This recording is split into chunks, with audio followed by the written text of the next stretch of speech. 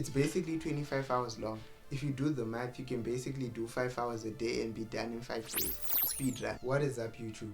Today I'll be reviewing the practical ethical hacker portion of the PNPT exam. Let us begin. To me, learning is basically like IT support. Like literally, you're forced to improvise half the time unless you want to spend every minute typing in the course Discord how to solve simple tasks. Quote unquote simple. Anyway, so what do we learn? It's basically 25 hours long. If you do the math, you can basically do 5 hours a day and be done in 5 days. Speedrun. Wrong. Just because you spend 5 hours of a day studying doesn't mean you get through 5 hours of course material. I learned that the hard way. Anyway, proceeding. So what do we actually learn? Well, first thing I learned was really how to take cool notes in Notion. I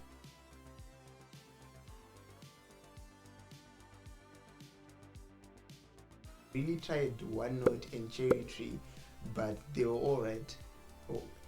Notion is my preference.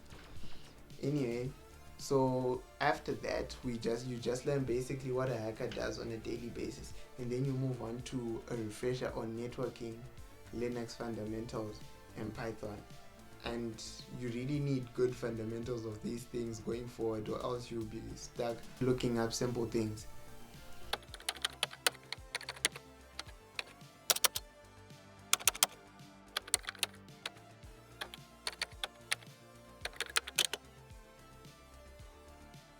After that, you basically go to the ethical hacker methodology.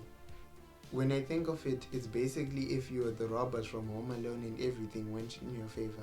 You literally break into the house, you stay in the house, you use people's stuff, you get out of the house, and no one even knows that you were around.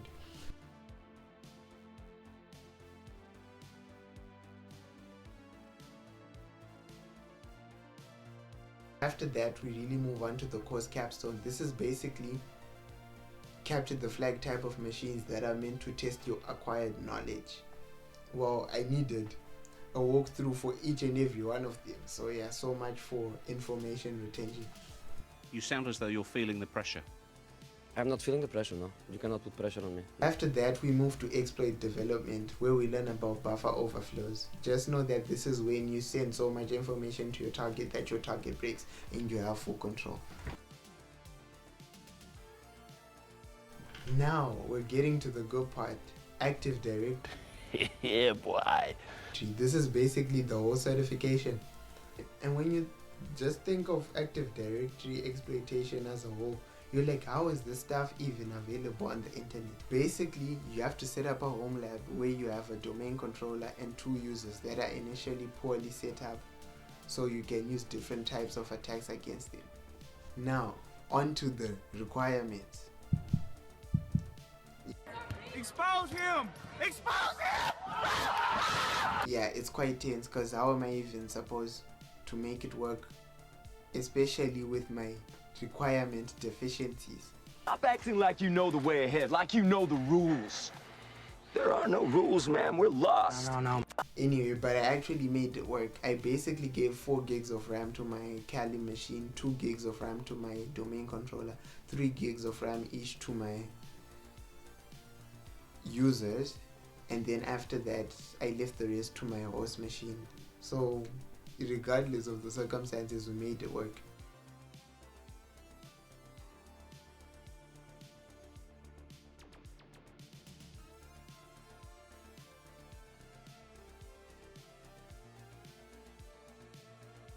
And I have to say, I was really excited to get to the Active Directory portion, but then I learned a hard lesson about studying, that sometimes doing more is doing less. Like, I was so excited to get to the Active Directory portion that I started building out my lab even though I had been studying all day, and as a result of my exhaustion I made so many mistakes that led to me having to start over, and then I just lost so much time as a result of starting over.